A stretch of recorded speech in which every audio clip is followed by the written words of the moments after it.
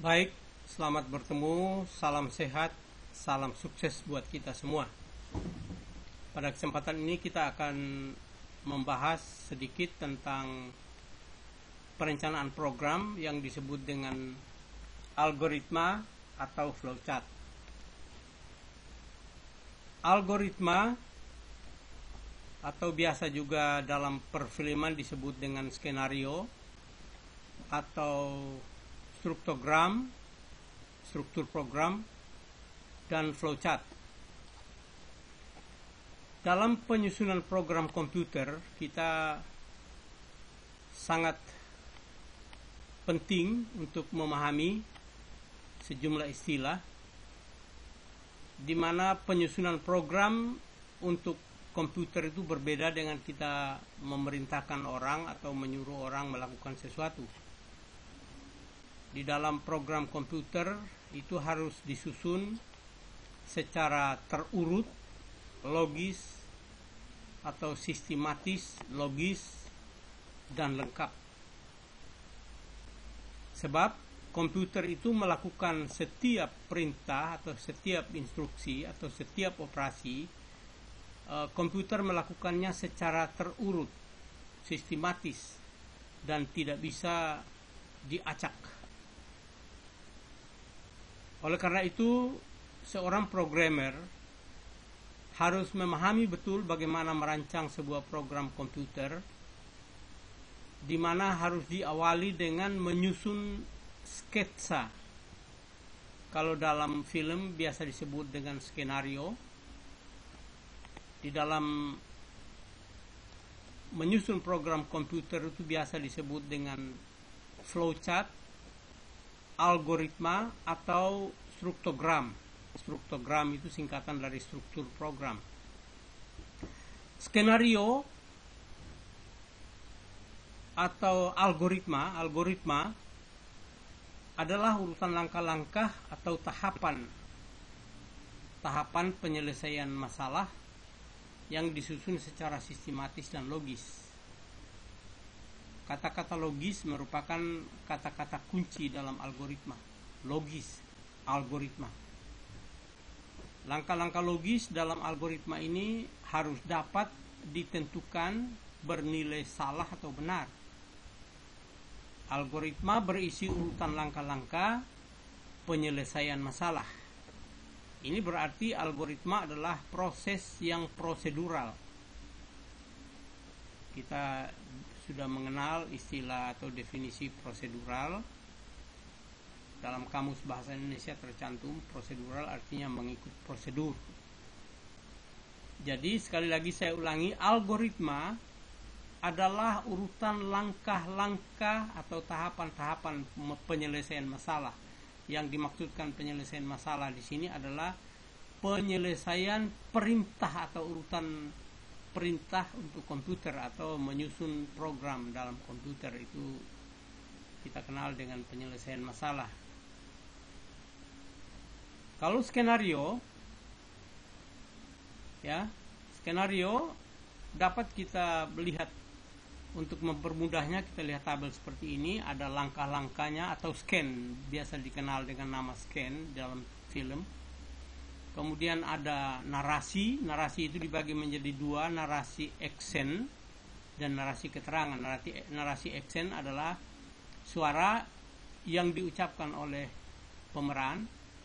Kemudian narasi keterangan itu adalah catatan-catatan yang dibutuhkan, apa yang ada dalam background atau latar belakang sebuah film dan sebagainya. Kemudian gambar eksen adalah gambar dari orang yang melakukan narasi ini. Jadi ada scan, ada narasi dan ada gambar. Itu paling tidak itu dalam skenario.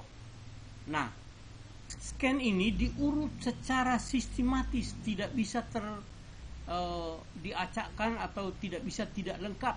Harus lengkap, sistematis, logis dan lengkap. Itulah skenario. Kemudian Kita juga kenal apa yang disebut dengan struktogram. Struktogram itu adalah sebuah pola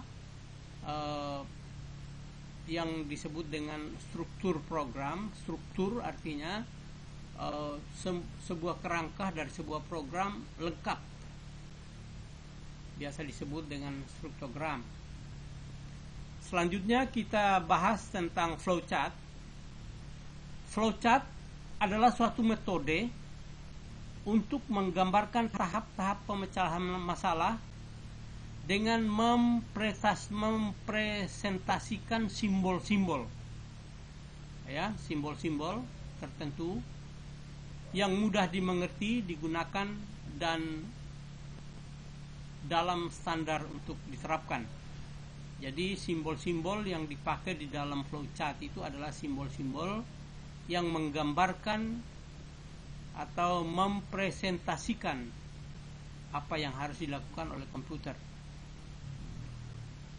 Tujuan utama dari penggunaan flowchart adalah untuk menggambarkan suatu tahapan penyelesaian masalah, sama seperti algoritma tadi. Kalau algoritma adalah keterangan-keterangan atau catatan-catatan atau urutan-urutan yang digambarkan dalam secara verbal. Kalau dalam flowchart digambarkan urutan-urutan itu secara atau dengan menggunakan simbol. Kemudian simbol-simbol itu merupakan simbol-simbol standar yang digunakan oleh semua programmer di mana saja. Berikut ini adalah simbol-simbol yang biasa digunakan, sedikit kita singgung atau kita coba lihat. Ada simbol-simbol seperti ini misalnya, ini ada proses segi 4 biasa. Kemudian ada decision atau keputusan.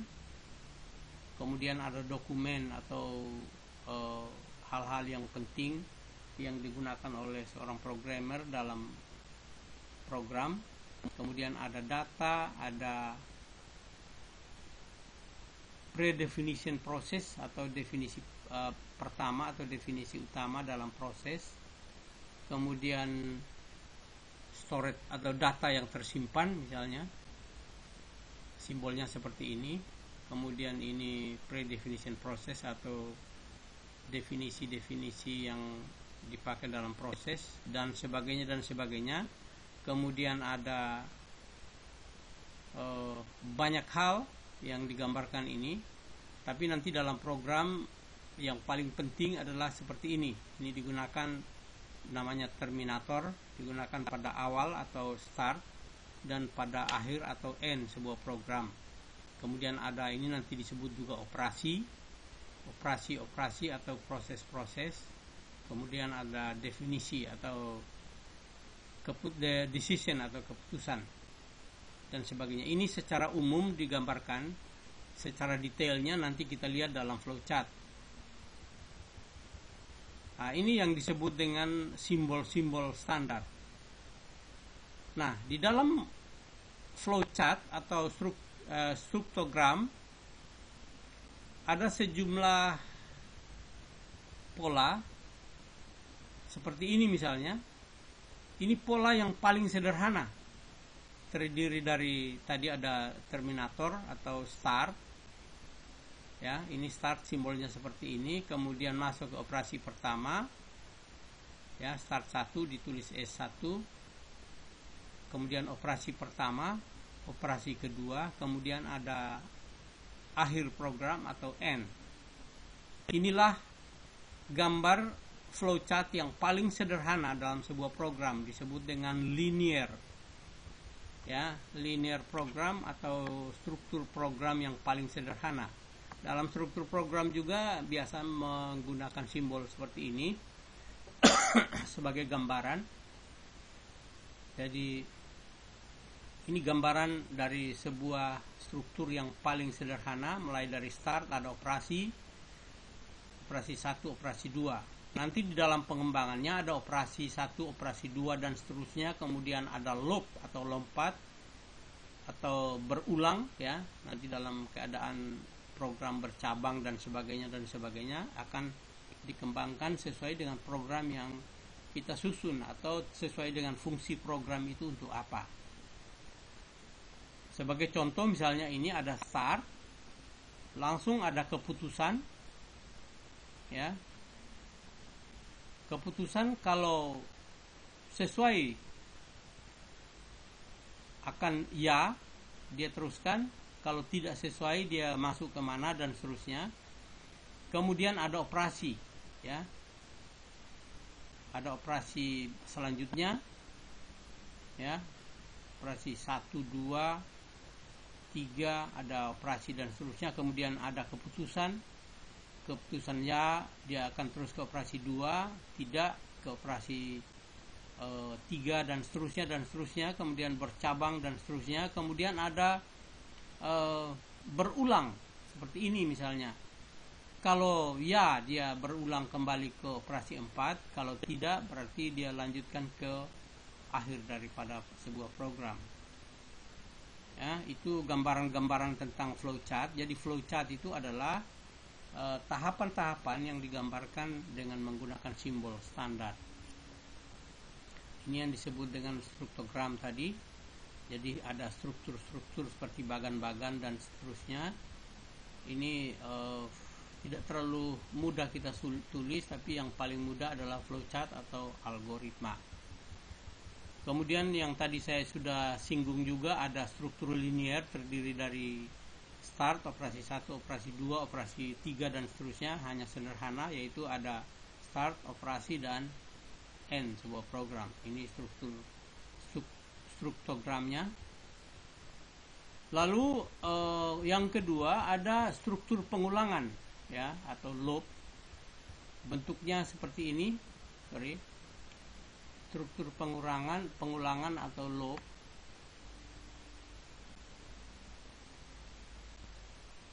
Ya, struktur pengulangan, mana tadi di atas, struktur pengulangan atau loop. Ini struktur pengulangan atau loop, ada start, kemudian masuk ke keputusan ya, dia langsung ke end, tidak, dia masuk ke operasi yang berulang dan diulangi lagi dari start dan seterusnya. Itu tergantung programnya, bentuknya seperti apa dalam penulisan program.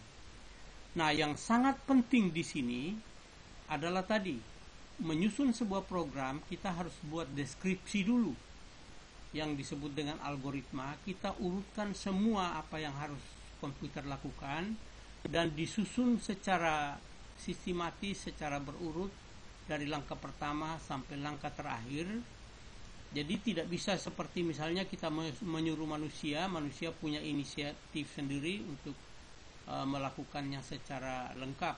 Kalau komputer tidak, dia harus diperintahkan secara lengkap, dia lakukan sesuai perintah dan harus dia lakukan sesuai urutan, sesuai dengan tahapan-tahapan langkahnya dari komputer itu sendiri.